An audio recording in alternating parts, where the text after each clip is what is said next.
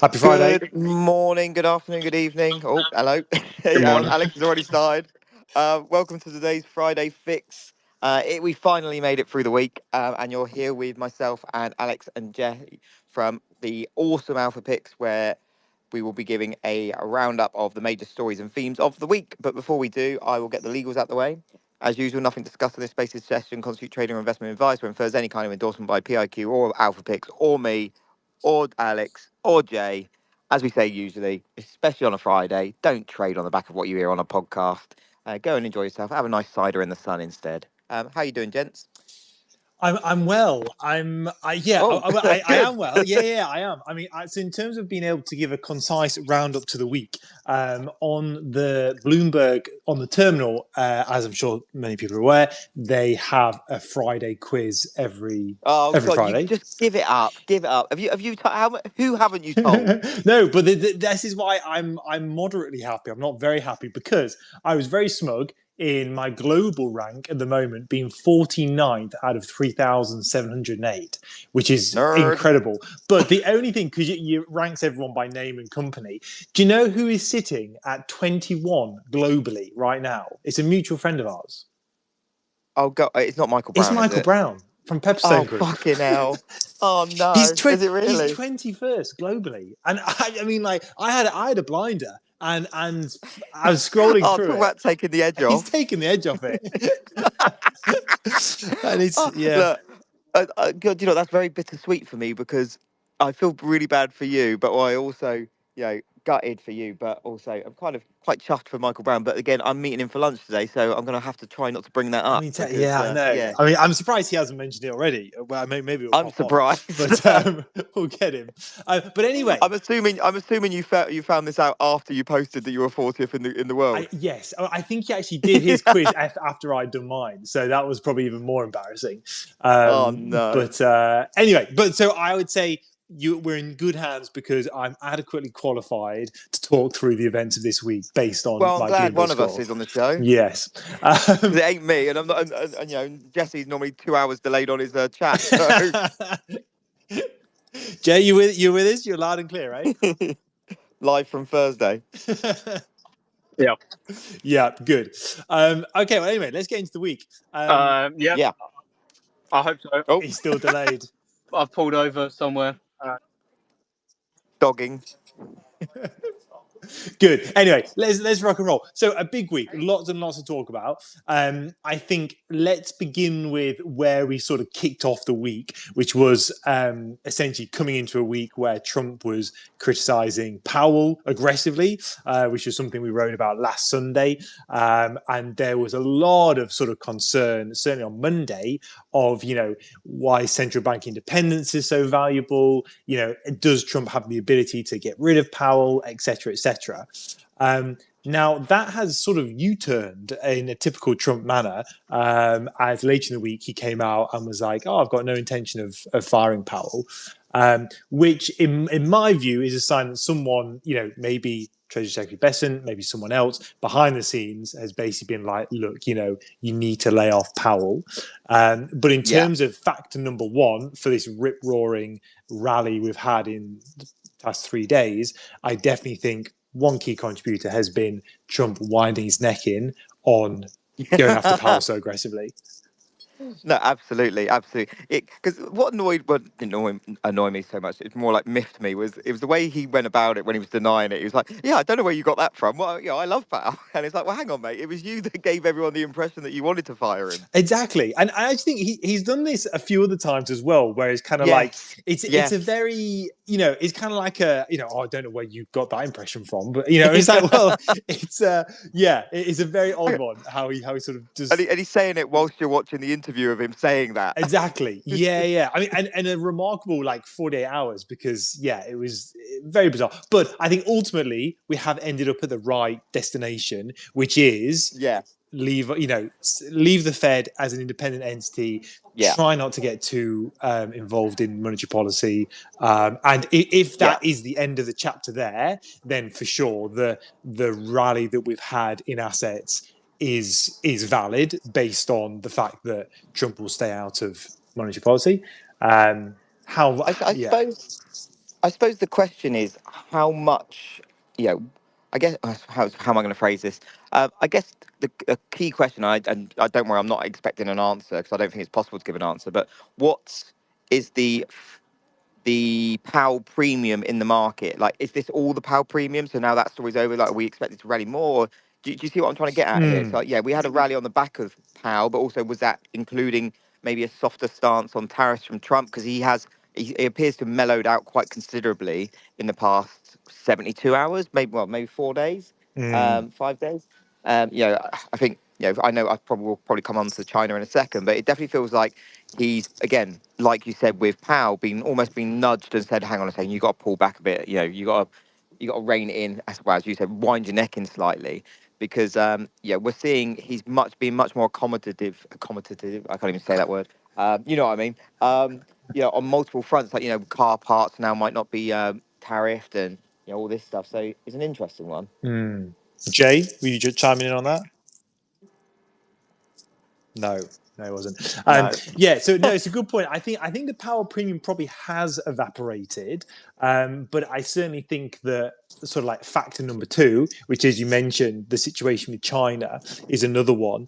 And the thing is, I think it is quite funny that a lot of the memes on X this week, there've been some great ones of insinuating that the US has folded to China, and I think that slight, if you want to call it a capitulation or whatever you want to call it, has been obviously factor number two in this rally, where people are kind of starting to realize that the US and Trump are happy to basically retreat from their initial stages, and if anything, it's China. I mean, I know obviously this morning China have taken a slightly easier stance, but certainly they were the ones that were coming out and saying, look, US got to remove the international tariffs. They're going to talk to us with more respect, and all of a sudden it's actually China in the driving seat.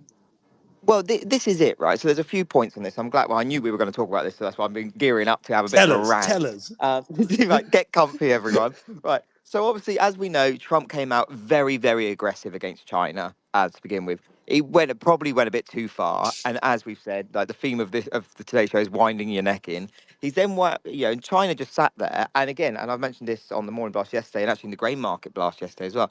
We talk about the art of the deal, the book, but then the memes about China like using the art of war. But one of the things in the art of war is when your enemy's making mistakes, just leave them to it. Just leave them alone. Let them keep making the mistakes. And that feels like exactly what China have done. They've just sat there and they're taking all this stuff that Trump's doing. Then it's obviously very, very apparently hurting the US more than it is China, or at least it's hurting the US as much as China. Trump's then having to walk it back and get him, he's the one coming out and saying, oh, we're talking to China, things are looking good and stuff like that. And China are now turning around going, well, hang on a second, what's he on about? We're not talking to him. Like I jokingly said yesterday that, I think Trump might be speaking of Panda Express, the local DC branch of Panda Express rather than the Chinese government. But it's not. It doesn't feel that far from the truth, to be honest. And China now are saying, well, hang on, we can now take pole position here, and we can be the one with with our foot on Trump's neck for a change. It's an interesting one. Even this morning we've had the Chinese government or the spokesperson come out really aggressively, in my opinion, saying, kind of slamming Trump and his team, saying like, we have not been speaking at all about tariffs or we've not been negotiating with the US. What is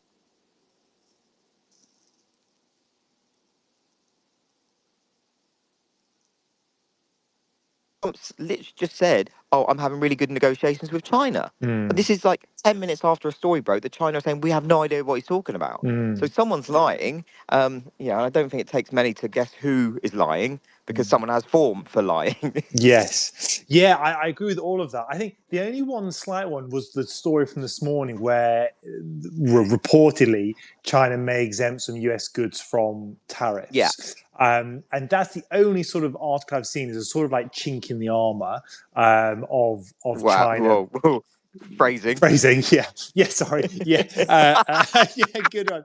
Oh, you're going Christ. to get cancelled. Oh, no. I don't know. I don't know what we'll call it. But an exemption and a slight, easing from China. But I agree. It's been a complete 180. And yeah, I think, Yeah. and I think the interesting one is that we've noticed, US equities higher. Gold's come off. You're seeing this sort of correction mode, certainly in the market. I mean, I would still say that actually we're not out of the woods yet, particularly with Oh, US and absolutely. China. Absolutely. And so, I still think, and the next thing I want to come on to, corporate earnings, but I still think that, any sort of rips in the market are fadeable. I don't think this is a time to be, Yeah. Do you know piling what? longs back on. I could not agree more. I'll be honest though, I would be more inclined to be buying dips than fade in rips. But I like buying the dips and then looking. I just feel like we're going sideways quite a bit at the moment. And I think until we get some clarity, I think we will be range bound. But as we saw with COVID, the market was very early in saying, well, hang on, we know at some point it's going to get better, so let's just get long now. So you remember, like, even whilst we were still in lockdown, the market started ripping as kind of people realised that, hang on, well, we might as well buy now because it'll be too late to buy when everything's solved. So I think there is going to be that part, and that's why I'm kind of hesitant to be selling rips, purely because one of these rips is going to carry on going. Whereas, do you see what I'm saying? I just would rather be long biased, I guess is what I'm trying to For say. sure. Yeah. I actually think it's actually more of an active stock pickers, if we're talking equities, stock pickers market now, because I think that sort of absolutely. long short plays is that you will have companies, and actually this is leads us on nicely to corporate earnings, where you've got some companies that I think are really going to bounce back and have been oversold. You could even argue the likes of something like an Apple or an Amazon will bounce back, but then you've got some I other completely ones. agree with those two. I think I think we're definitely on the same page here, which is probably concerning for you if I'm on your page. No, I think it's good. I think, but you're going to see some other sectors start to underperform that get sort of caught up in the mire. And I think on that corporate earnings piece is interesting because certainly a couple of the ones I noted is that you are seeing a domestic slowdown. The two I noted was American Airlines, who basically said they're seeing significantly lower domestic leisure travel demand, and also Chipotle, which is another one where they saw significantly lower customer visits, comparable store sales falling. So it's almost a case of, and we've spoken about this before, but even if tariff situation, if even the US and China shake hands tomorrow and it's all like back to normal, the damage that has been inflicted over the past month to corporate and to consumers slowing down their habits or changing habits, I think you could argue that a lot of the damage has already been done to the US economy. I would make you right. Do you remember there's been bandied around Twitter quite a bit over the past week or so, or 2 weeks? There's I think it's from the FT, and it's an image of it's got about like 9 charts on it, and it's visits to the US from different European countries, and it's basically it's just fallen off a cliff. And this was happening even before the tariffs. So I think you're right to say it's good that you picked up on the airlines because I don't know if something feels a little bit different. The Trump effect, tariff threats. Everyone's a bit nervy. We got issues with the UK economy, so people are less likely to be spending, as in like luxury kind of holidays and stuff. And I think that's the same for Europe as well. I do feel that potentially that could be something to keep an eye on. How you make money out of that as traders, I'm not entirely sure, but it's an interesting one. I think I don't know. It's just I'm always the optimist with stocks in general. I think why not? I'd rather be that than pessimist because I've got enough demons in my head. But in terms of I just feel like something has changed over the last almost like a new regime is upon us, but I can't put my finger on it. So good luck with that. And in terms of the corporate earnings, Jesse, I don't know if he's with us. He wrote a good piece on Wednesday about corporate guidance, and obviously the really interesting situation how you've got some corporates pulling their guidance for this year, others trying to be more specific. Jay, I don't know if you're there. If you wanted to give a 30-second review of your thoughts on that. Sorry, I'm in I can just about hear. Okay. On the article on Wednesday with the corporate guidance, really just those that kind of have the confidence to put guidance out basically will demand a higher value premium than those that pull guidance and kind of go quiet Oh on yeah, I remember that investors. post. So Yeah. for this earnings season, looking at Q1, that's for me the important thing, just to look at who would usually give guidance, who's pulled it this time, and who's continuing to give guidance, and they're probably the companies that, if you are looking to go long, will do better on a relative basis. It So almost yeah, that's felt just like one thing it almost felt like coming into this quarter. like But even like suboptimal guidance was better than no guidance at all, right? It's almost like the market is celebrating just any kind of clarification or any kind of view that the company has, rather than just staying quiet. Which you suppose you can't blame them. Yeah, I agree. And then a couple of other interesting ones, sort of cross asset. Want to talk about Bitcoin. Oh I God. see we've got Cam on here as well. So the correlation to Bitcoin and US equities has decreased over the course of this year, but as we saw with the sell-off, it's still tricky to call it an asset that investors are going to cycle into outside of equities. But obviously, we did see Bitcoin outperform over the course of this week, and has done well. And so, there is that one where you can look at it, and I think it's quite a valid one. Is that if you do expect risk assets to continue to rally, then the beta of Bitcoin is attractive to really, express that view. But also your downside is probably more limited in the sense of, because the correlation has reduced to equities, that you're probably going to have a bit of a nicer cushion, if you like, on the downside. Sounds like you've gone in space, Ryan. Oh, hello. Can you hear me? Yeah. Where are you? What are you doing? Sorry, my headphones just turned on. I wasn't using them, and now they've just turned on. But I'm back. You're right. Okay. So yeah. So regarding Bitcoin, just something a question for you. So this new 20. Me and Cam were talking about this. I think it was yesterday. 21 Capital have just launched. Right. They're basically doing almost like a micro strategy or strategy play, whatever we call it these days. If I was Mike, I know I mentioned this with Cam yesterday, but if I was Michael Saylor, I'd be shitting it because it's. I've seen Andre from Bitwise put out a really good, posted a really good comparison table between MicroStrategy and this 21 Capital. Or is it 21 Capital? I think it's 21 Capital. And it's kind of compared the two as if what the benefits are. Gives you better exposure on your balance sheet and all that, this kind of stuff. And the 21 Capital was like rated like A+ on everything, and MicroStrategy on some of them didn't even have a rating. So the only thing that Michael Saylor had good going for him with this MicroStrategy play was that it gave corporations and family offices or whatever exposure to Bitcoin on their balance sheet. But even then, we've been deriding it for months, haven't we? With the zero coupon bonds and all stuff like that. I just don't see why anyone would be investing in MicroStrategy now. When you've got other options. I don't know. It blows my mind that anyone would be buying these bonds off of them to buy Bitcoin. When there's so many better ways to get Bitcoin, in your balance sheet. It's true. Yeah. I think the other thing is, it's obviously they're going to try and do it via a SPAC, aren't they?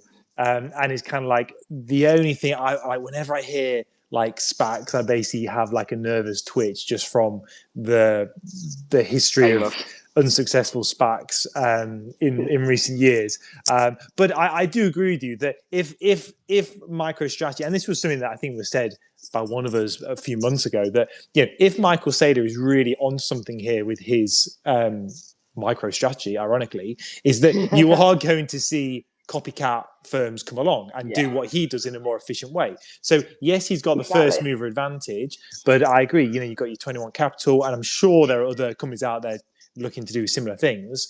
And so his first mover advantage or monopoly in the market, once that erases, all of a sudden, it then becomes not just he's the only way to express it, but who is actually the best way of being Bitcoin accretive. Exactly that. I mean, when it was exactly that, mate. So when it was just Saylor, zero coupon bond to buy Bitcoin. Well, someone else comes along and say, well, look, I'll give you 1% coupon. Where are you gonna stick your money? You know what I mean? It's not.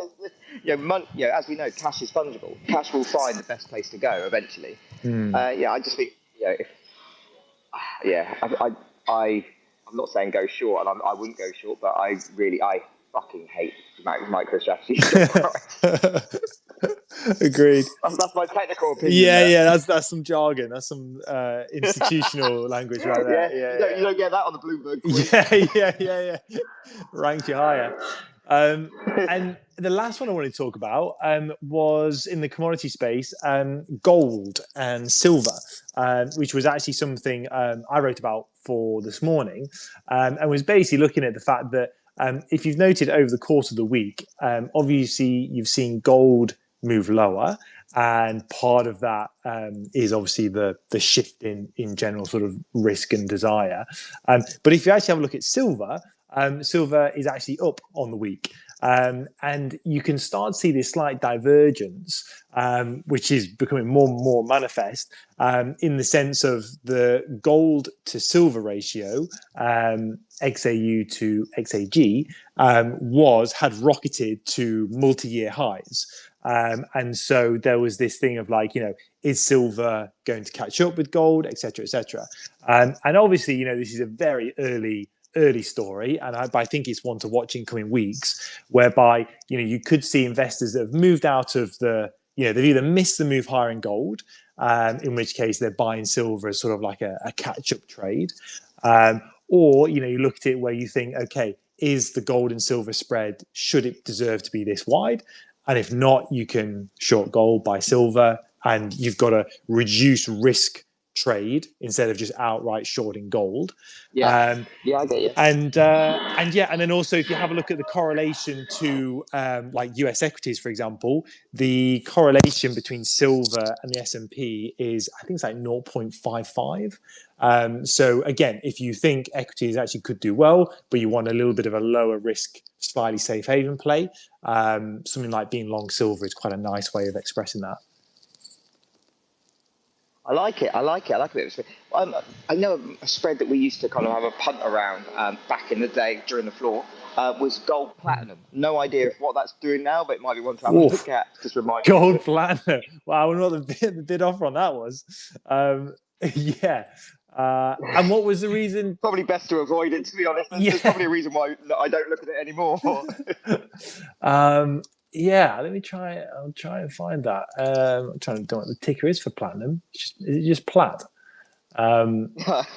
Anyway, mate, we can't all afford Bloomberg terminals. Some of us have to stick to PiQ terminals.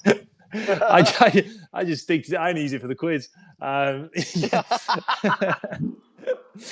I just laugh far too loudly on in front of people. Now I get some very dodgy looks. I'll come back to you on gold platinum on the spread. I mean, it's widened significantly. Let's put it that way. Yeah, it has widened significantly. Wonderful, but yeah, that's pretty much all the bits I wanted to cover for the week. Awesome. Unless either of you chaps. Just checking, you haven't posted on Twitter your today's note, right? So I just went looking for it to repost it. I couldn't find it. No, I believe our head of social media strategy, Mr. Jesse, is going to post it imminently. When he's finished dogging. Okay, cool. I'll keep an eye out for that. And I'm sure, as soon as it comes out, I'll give it a repost. Because as always, I know I love blowing smoke up your ass, but your content is fantastic. And not just the note that I helped write. But Alex and Jay, wherever you are, thank you so much, as always. It's always great to chat with you guys. Just in general and about markets. Listeners, thank you so much for tuning in, especially the guys that play it back on the replay. Welcome, hello from the past. But guys, have a lovely weekend. Wishing all of our listeners a beautiful weekend. Stay safe, and we'll see you next week. Awesome. Cool. Thanks, guys. Enjoy. See you guys.